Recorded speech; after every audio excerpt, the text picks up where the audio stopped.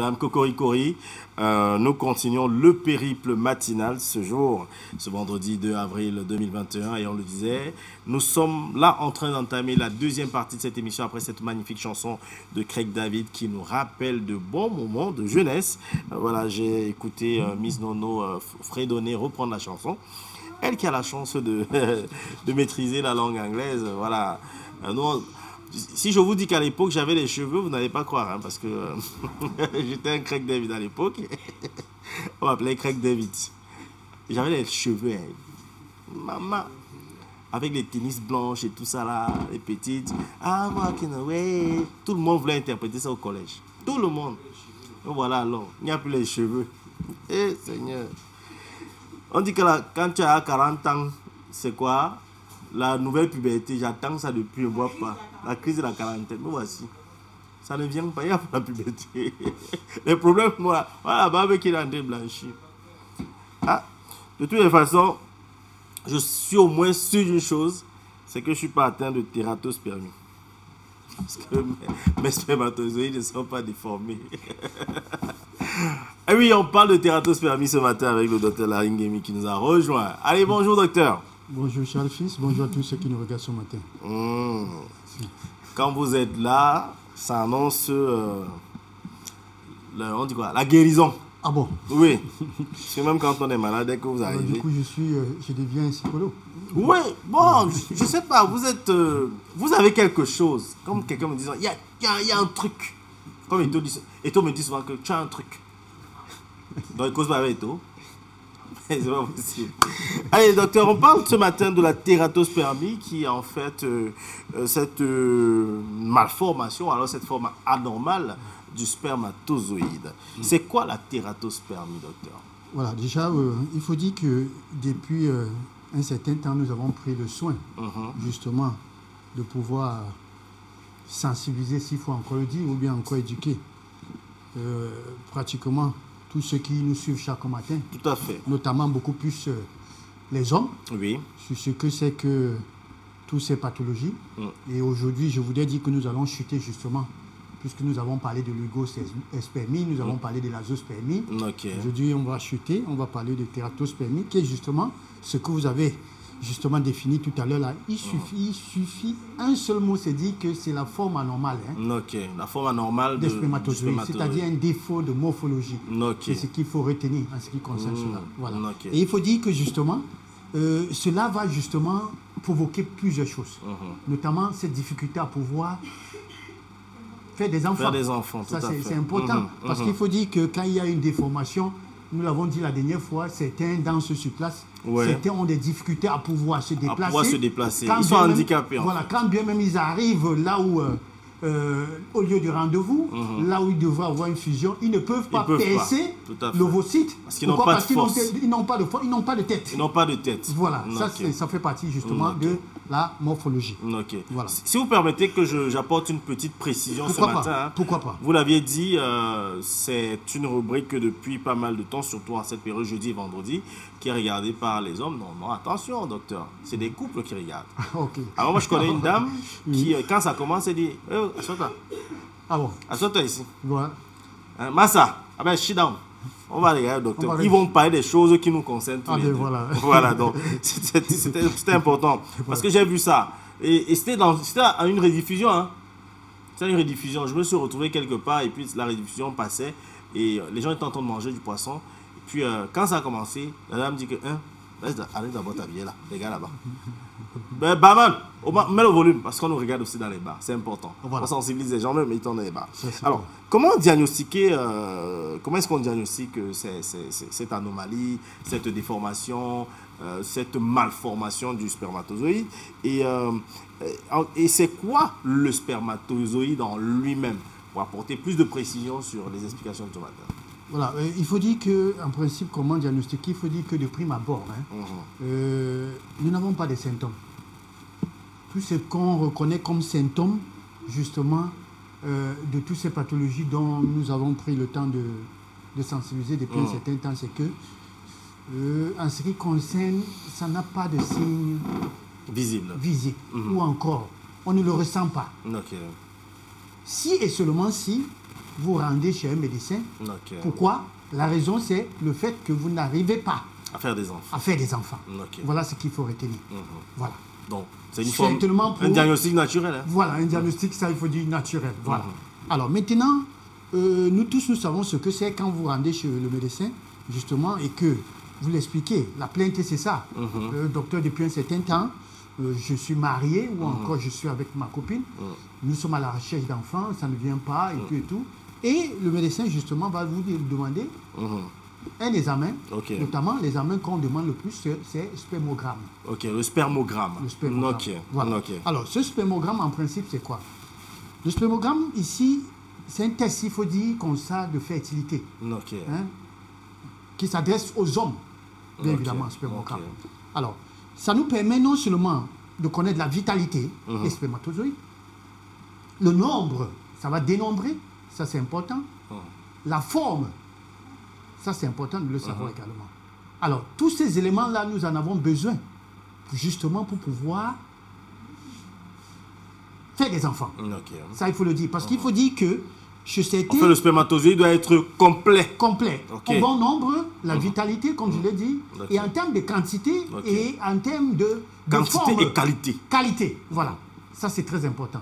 Voilà ce que c'est un spermatozoïde. Tous les éléments, justement, dont il a besoin pour pouvoir atteindre son objectif. Donc, nous savons celle de pouvoir fusionner, de rencontrer le fossile pour qu'il y ait un enfant, bien évidemment. Donc, au-delà du diagnostic naturel, c'est-à-dire le constat, ok, je suis avec ma copine ou ma femme depuis peut-être 2 ans, on ne parvient pas à avoir des enfants, il faut faire un spermogramme. Bien évidemment. Pour connaître la qualité de son spermatozoïde. Et tout ça, la forme et tout ça. Voilà. Alors, maintenant, pour ce qui est de la maladie, puisqu'on parle aujourd'hui de tératospermie, qu'est-ce qui peut être la cause de la tératospermie?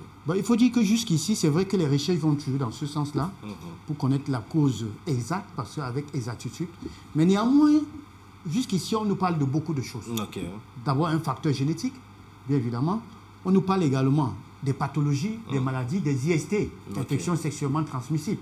Pas seulement des IST, des maladies en général. Parce que l'insuffisance hépatique également, ces problèmes au niveau de la thyroïde également peuvent être les troubles également, bouleversements hormonaux aussi. Que chez l'homme également, parce qu'on parle des hormones également chez l'homme. Ça, il faut le savoir. L'anomalie, des anomalies également peuvent, congénitales. Il y a des gens qui naissent, ça, on parle déjà de stérilité, qui naissent et qui ne peuvent plus. Qui ne peuvent pas faire d'enfants. Voilà. Franchement, c'est justement à l'issue d'une consultation et tout ça qu'on pourrait donc vous informer. Parce qu'à priori, justement, vous allez vous mettre à chercher. Tant que vous ne consultez pas, on ne pourra pas vous dire. Et là, justement, vous allez arriver à pouvoir mystifier ou bien tirer sur la femme, que c'est la femme qui a un problème et tout. Donc, nous avons également cette infection, cette maladie qu'on appelle la varicocèle. C'est beaucoup plus fréquent. Oui, les hommes, la varice, c'est beaucoup plus fréquent chez les hommes de nos jours. Ça également, si vous l'avez, vous devez avoir des problèmes de tératospermie. Ça se passe c'est important. Parce que là, c'est au niveau des testicules. Vous savez qu'au niveau des testicules, c'est ça qui produit les spermatozoïdes. Ça, il faut le savoir. Comme l'ovaire produit ce qu'on appelle les ovules.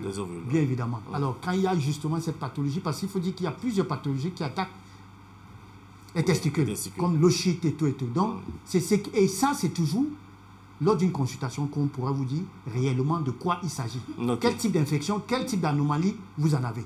Voilà. Vous avez cité cette maladie-là. Elle se présente comment? Elle se présente justement, c'est cette douleur-là que vous avez au niveau parfois des testicules, parfois une température, parfois ça peut chauffer, parfois elle peut prendre de grosseur et disparaître bien après. Parfois, vous avez des difficultés, même en ce qui concerne l'érection. Parce que quand vous avez une varicocèle, vous n'arrivez pas à vous mettre en érection. Voilà. Quand bien même ça vient, c'est pour quelques minutes. Minutes même, je voudrais dire, tiens, c'est secondes même d'ailleurs. Vous avez des troubles érectiles. Vous avez des troubles érectiles, merci. Et vous avez même encore, quand bien l'éjaculation même parvient sans érection. Tout simplement comme ça coule. Voilà. Voilà donc. Ça démasse. Je n'ai pas voulu rire ce matin. Ben voilà. Vous voulez pas rire ce matin?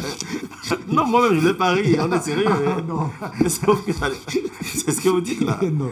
Bon, c'est vrai que ça ne fait pas plaisir. Hein. Il y a des gens qui sont voilà, ça, justement, parce qu'il y a des hommes qui sont beaucoup plus concernés, touchés par ces choses-là. Et justement, quand je le dis, quand je parle de varicocèle, j'ai un ami justement qui en souffre et qui, depuis 5 ans de mariage, ça, il faut dire que c'est c'est vraiment pas bien à le vivre. Voilà. Beaucoup de courage à lui. Hein. Voilà. Ok.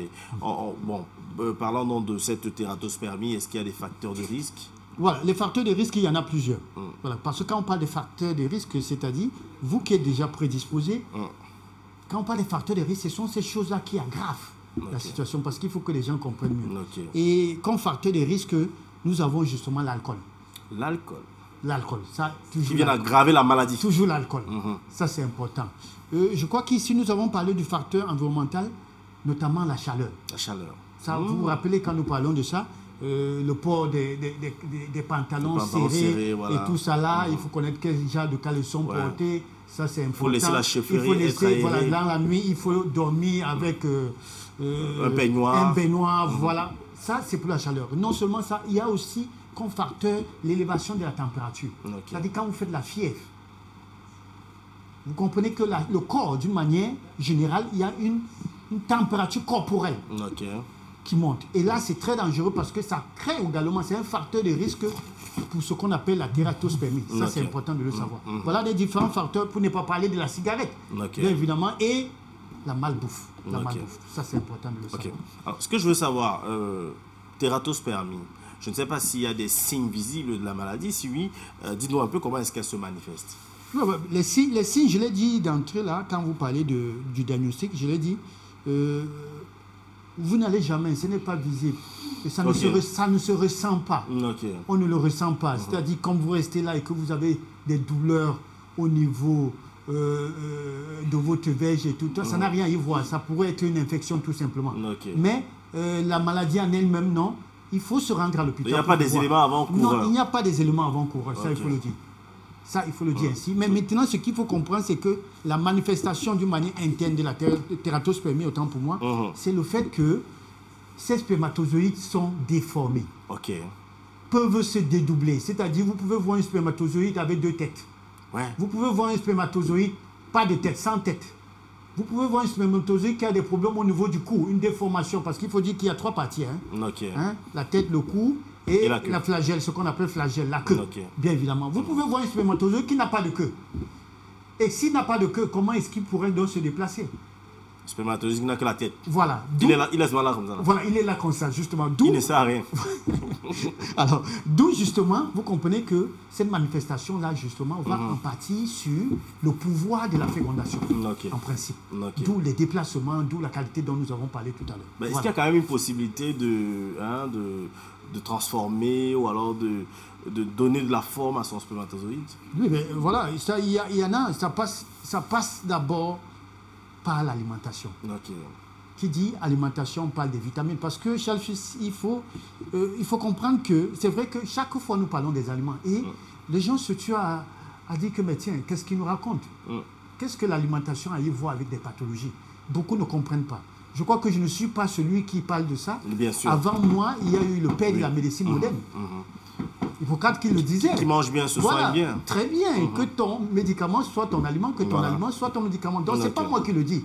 Et aujourd'hui, les gens comprennent justement et ils font retour à ce que j'appellerais la case du départ pour comprendre donc l'importance des aliments. D'où on dit la santé se retrouve dans nos assiettes. Donc, il faut comprendre que ça passe d'abord par une bonne alimentation. Qui dit alimentation dit équilibré. Mais il y a cette hygiène de vie-là. Cette hygiène de vie qui est très importante. Une bonne hygiène de vie, c'est quoi? C'est d'éviter des infections. Prévenir mieux que guérir. Si vous chopez des infections, ces infections pourraient, à long terme, justement, affecter l'état de vos spermatozoïdes. Il y a autant de choses. Nous avons parlé de l'environnement. Pour vous qui travaillez, il faudra savoir que le travail que vous faites, est-ce que cela a un impact sur votre santé? On devrait toujours s'interroger. C'est pour ça que dans nos entreprises, il y a des médecins du travail et tout. Donc, il faut consulter. Ça, c'est important de le savoir. Et cela permet également de pouvoir écouter son corps. Parce que quand plus vous écoutez votre corps, ça permet justement de ne pas être surpris. Parce que évitez que la maladie vous surprenne. J'ai l'habitude de le dire. Évitez-le. Ça, c'est important. Donc, ça passe par là. Faire le sport, bien manger, bien évidemment, et bien dormir. Voilà. Ok. Docteur, j'ai une question que j'aimerais vous poser ce matin parce que je me suis retrouvé dans un débat, des gens qui étaient en train de discuter, qui disaient, voilà, Charles Fils, dans le forum, je vous ai dit qu'on a un forum, et qui disait, voilà, on aimerait bien que quand le docteur Laringemi va passer peut-être un jour, qu'il nous dise, qu'il essaie un peu de trancher cette histoire. Est-ce que faire l'amour tous les jours peut freiner la fertilité? Voilà, moi je vous ai dit oui et je vous ai dit non. Ok. Je m'explique.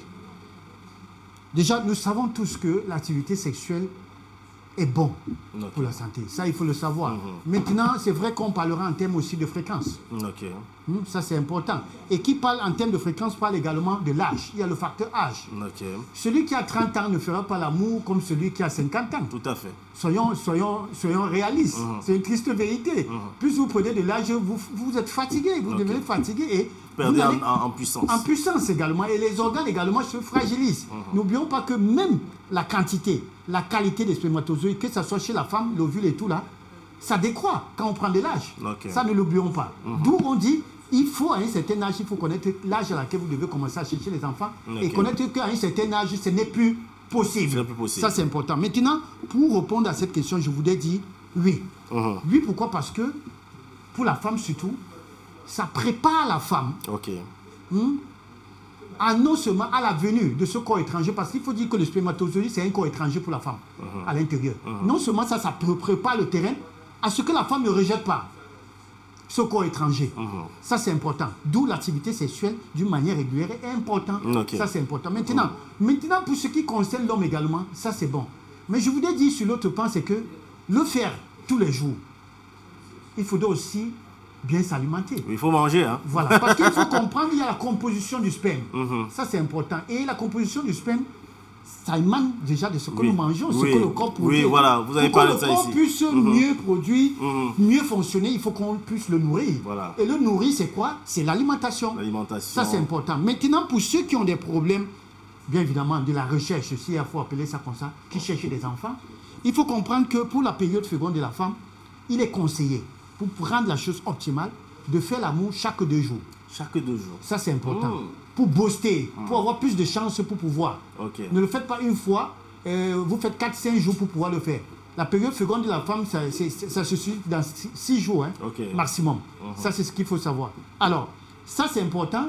Et de 2, ce que je voudrais dire, et pour ces hommes-là qui me comprennent, c'est que pour ceux qui ont des difficultés à pouvoir concevoir, notamment les femmes et tout ça, là, ces hommes-là, abstenez-vous pour quelques jours avant la période féconde de cette dernière. Parce que si vous devez faire tous les jours, quand la période féconde arrive, vous comprenez même que l'énergie, vous n'avez plus. Vous n'avez plus d'énergie. Plus vous vous abstenez, plus vous rendez. Ce n'est pas pour rien que dans certains examens, même le spermogramme, on demande l'abstinence d'abord. Ça permet d'abord de pouvoir mieux examiner la chose. Voilà le conseil que je peux dire. Voilà. Mais maintenant, la fréquence et tout là, chacun peut le faire à sa manière. Mais dites-vous bien que vous devez bien vous alimenter. Oui.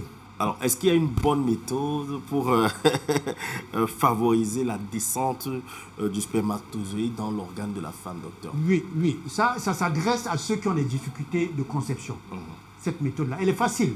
Elle n'est pas tabou, parce qu'il faut le dire. Et ça, c'est la science qui le recommande. Ça veut dire que pendant que vous faites justement ces rapports-là, la femme devrait être en dessous.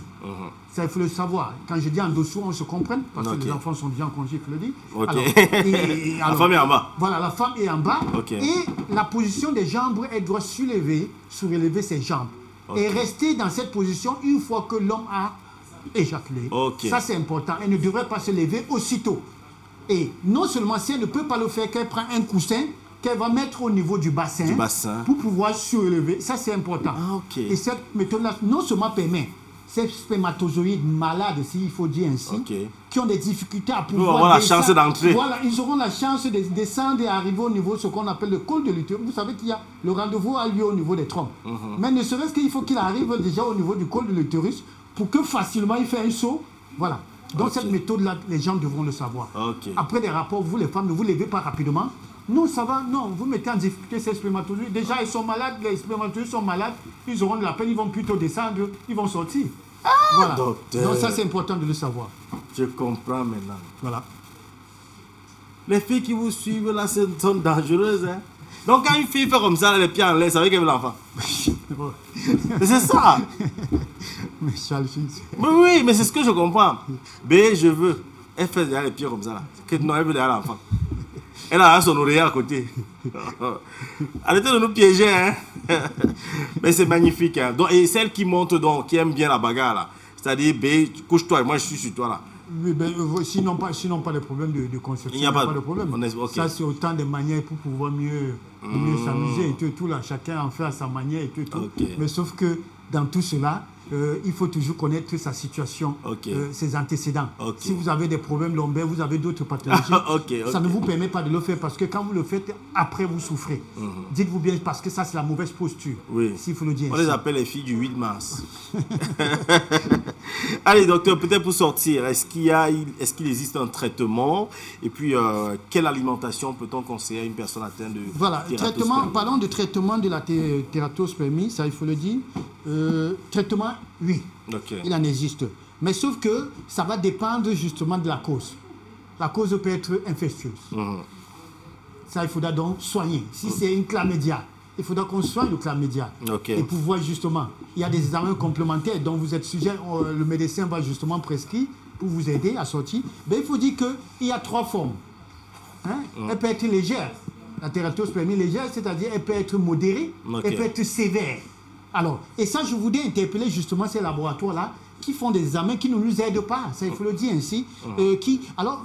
Pour la petite histoire, c'est hier, on fait l'échographie d'une jeune dame qui vient me rencontrer, qui a des problèmes, grossesse, 12 semaines et qui saigne. Imaginez. Alors, de prime abord, elle a rencontré notre médecin qui a prescrit quelque chose d'hormone. Et moi, j'ai dit, mais tiens, puisque la douleur continue, il faut faire l'échographie. Rendez-vous compte. Cette dernière fait l'échographie, écoutez le résultat. Échographie normale et on met en bas vraisemblable grossesse arrêtée. Mais de vous à moi, qu'est-ce que ça veut dire vraisemblable? Vous voyez? C'est-à-dire, on a comme l'impression que celui qui fait l'examen suit les responsabilités. Il ne veut pas dire c'est arrêté, il dit vraisemblable. Et il y a toujours un petit truc, une nuance qu'on va mettre là. Ce n'est pas bon. Ce n'est pas bon. Et le médecin chez qui j'ai orienté, puisque je ne suis pas gynécologue, ça il faut le dire, je respecte mon couloir. Alors j'ai envoyé cette dame voir un gynécologue. Le gynécologue a demandé encore notre échographie et cette fois-là, on a bien spécifié arrêt d'une grossesse depuis. On a spécifié le nombre de jours arrêté déjà. Et voilà, donc je voudrais dire ici, pourquoi je le dis, c'est pour que les gens comprennent que quand vous faites un examen de spermogramme, il est mieux de pouvoir le préciser, ça c'est important. Si c'est une tératospermie légère, modérée, sévère, y compris oligospermie, tout ça, il faut préciser la précision, c'est important parce que les médecins ne sont pas des marabouts. Vous savez pourquoi le médecin puisse soigner, il faut des résultats. Il faut des bons résultats, ça c'est ce que je voulais dire. Parce que les résultats peuvent désorienter. Si un médecin n'a pas, parce qu'il y a aussi l'expérience, l'amener à préciser ce qu'il ne faut pas à la place de ce qu'on pouvait. Donc, ça c'est important, ne vous alarmez pas, il faut toujours, non seulement après un résultat, demander des explications. Ça, c'est important. Donc, je disais tantôt, il y a un traitement. Il y a également un traitement naturel, ça, il faut le dire, pour la forme légère et modérée, qui, justement, peuvent amener à pouvoir corriger, je voulais dire, la forme de ces spermatozoïdes. Les améliorer. À les améliorer. Et ça passe par aussi une bonne alimentation. Une alimentation, laquelle donc? Je dirais, antioxydant. Quand je dis antioxydant, notamment, il y a les fruits et les légumes.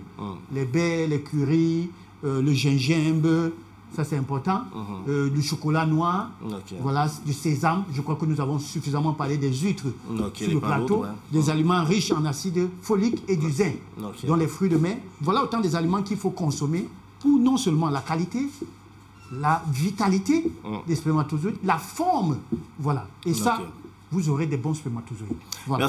Merci docteur Larry Nguemi. On va rappeler vos numéros de téléphone 699 64 57 59 675 92 49 91. C'est le numéro uniquement pour des conseils et non les consultations. Allez, on va continuer cette émission.